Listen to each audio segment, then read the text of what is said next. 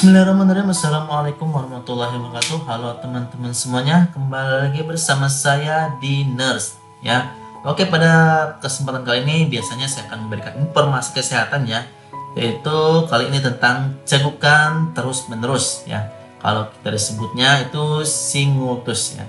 Ini ada gejalanya, penyebabnya, dan cara menghilangkannya atau pengobatannya. Oke, biasa teman-teman, sebelum mulai teman-teman bisa klik like, share, comment, dan subscribe agar teman-teman bisa mendapatkan manfaat dari channel ini, dan terus teman-teman bisa klik loncengnya untuk mendapatkan notifikasinya. Oke, baik teman-teman, langsung aja kita mulai ya membahas tentang cegukan. Ya, cegukan atau singutus adalah kondisi ketika seseorang mengeluarkan bunyi hik tanda tanpa disengaja. Cegukan dapat terjadi selama beberapa detik atau menit sementara hingga lebih dari 48 jam berkepanjangan atau 2 hari ya. Tiap orang pernah mengalami kondisi ini, termasuk bayi dan anak-anak, apalagi orang dewasa ya. Selain menimbulkan suara hik, cegukan juga menimbulkan tekanan di bagian dada, perut, dan tenggorokan. Segera hubungi dokter apabila cegukan disertai dengan pusing, anggota tubuh terasa lemah atau kaku, dan kehilangan keseimbangan. Dulu saya pernah mengalami cegukan hampir kurang lebih 1 minggu ya, dan alhamdulillah udah sembuh ya, dengan ada beberapa pengobatan dan konsultasi ke dokter ya. Jadi kalau teman-teman mengalami sama seperti saya, langsung aja ke dokter ya, karena memang cegukan itu sangat sakit sekali, apalagi di bagian dada dan perutnya, karena memang menggunakan diafragma ya, atau otot dada atau otot perut ya. Nah, penyebab cegukannya teman-teman ya, ini cegukan terjadi ketika otot yang memisahkan perut dan dada atau diafragma berkontraksi tanpa disengaja. Diafragma memiliki peran penting dalam sistem pernapasan manusia. Hal ini dikarenakan tubuh bergantung pada kontraksi dan pergerakan diafragma agar proses pernapasan berlangsung normal. Gambar ini menunjukkan bahwa ada glotis ya terbuka dan glotis tertutup ya. Ada spasme di situ ya, diafragmanya ya. Nah, terus saat menarik napas, otot diafragma akan turun atau kontraksi dan akan naik kembali atau relaksasi saat kita menghembuskan napas.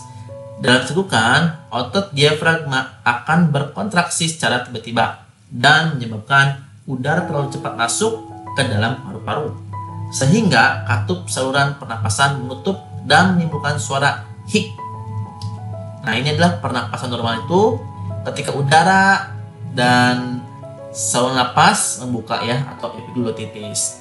Tapi kalau cegukan itu udaranya tuh masuk ya, epiglotisnya itu mengunci ya atau mengejan, dan terjadilah kontraksi diafragma. Kontraksi dari otot diafragma yang tiba-tiba ini dapat dipicu oleh berbagai hal, baik yang berlangsung hanya sementara atau berkepanjangan. Cegukan yang bersifat sementara dapat dipicu oleh beberapa kondisi seperti makan pedas, minuman berkarbonasi dan beralkohol, mengunyah atau menghisap permen, merokok, serta makan terlalu banyak atau terlalu cepat. Selain itu, perubahan suhu secara tiba-tiba, sedang merasa gugup, terlalu bersemangat, atau stres juga dapat memicu cegukan yang bersifat sementara. Jadi ini ada beberapa pemicu ya, pemicu cegukan ya. Pernah saya makan cabai banyak ya tanpa berhenti, nah itu juga ada cegukan juga. Biasanya kalian itu makan pedas ya. Nah, terus untuk cegukan berkepanjangan yang berlangsung selama lebih dari 2 hari dapat dipicu oleh, pertama, gangguan sistem pencernaan seperti gastritis, tukak lambung, pankreatitis, kanker pankreas, kanker lambung, penyakit radang usus, penyumbatan usus atau radang hati, gangguan saraf, misalnya akibat peradangan saluran napas, dan tumbuh tumor atau kista di leher. Gangguan pada otak seperti stroke perdarahan, radang dan infeksi otak, tumor otak, multiple sklerosis, dan hidrosefalus. Terus gangguan di rongga dada, misalnya pneumonia, bronkitis, tuberkulosis, asma, cedera pada dada, dan emboli paru. Dan yang terakhir itu gangguan jantung dan gangguan mental. Jadi ini ada beberapa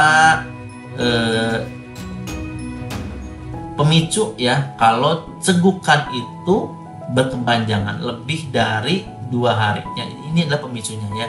Gangguan pencernaan, gangguan saraf, gangguan pada otak, gangguan di dada ya, gangguan jantung, dan gangguan mental. Itulah pemicunya. Terus selain kondisi medis di atas, cegukan berkepanjangan juga dapat terjadi akibat efek samping penggunaan obat-obatan. Ya, ternyata efek samping obat itu ada juga yang bisa menimbulkan cegukan ya. Pertama itu obat bius, yang kedua obat penenang seperti diazepam.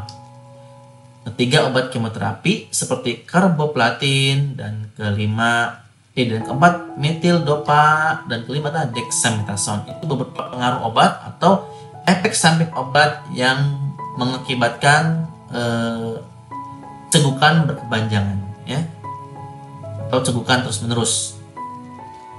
Nah, ini diagnosis cegukan ya teman-teman ya.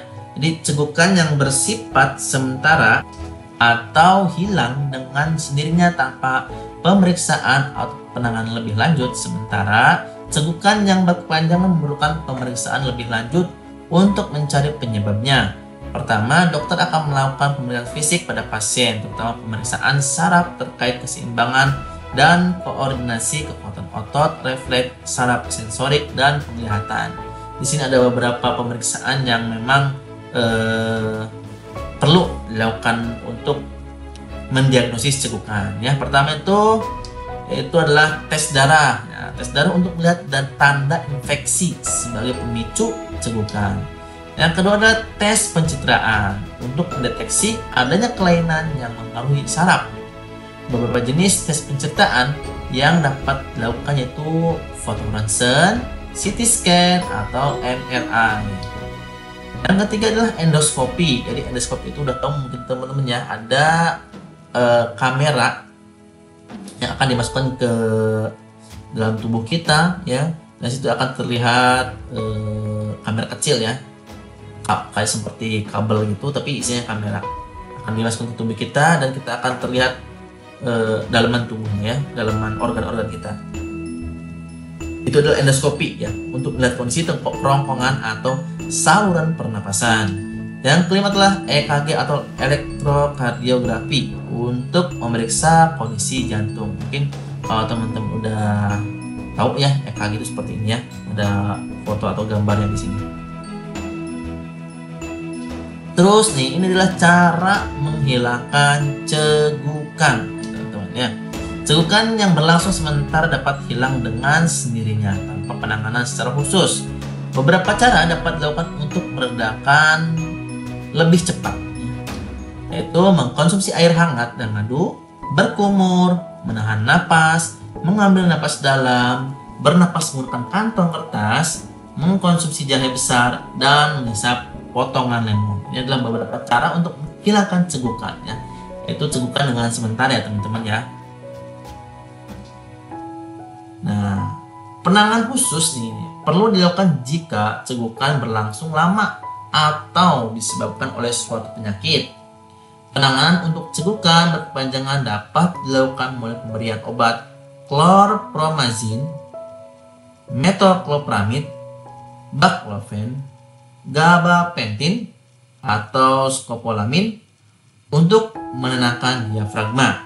Jika pemberian obat di atas belum dapat mengatasi cegukan, maka dokter akan menyuntikkan obat bius langsung ke saraf yang mengendalikan kontraksi diafragma. Jadi obat-obatannya itu kalau untuk medis ya, pertama chlorpromazine, metoclopramid, baclofen, gabapentin, atau skopolamin ya. Jadi untuk menenangkan otot diafragma, karena memang cegukan itu tadi disediakan oleh bahwa itu ada kontraksi diafragma ya. Oke teman-teman, itu adalah informasi kesehatan tentang canggukan terus-menerus ya. Bagaimana cara mengobatinya, ini saya sudah jelaskan. Semoga bermanfaat. Jangan lupa klik like, share, komen, dan subscribe agar channel berkembang dan teman-teman juga bisa mendapatkan manfaat dari channel ini. Terima kasih. Assalamualaikum warahmatullahi wabarakatuh.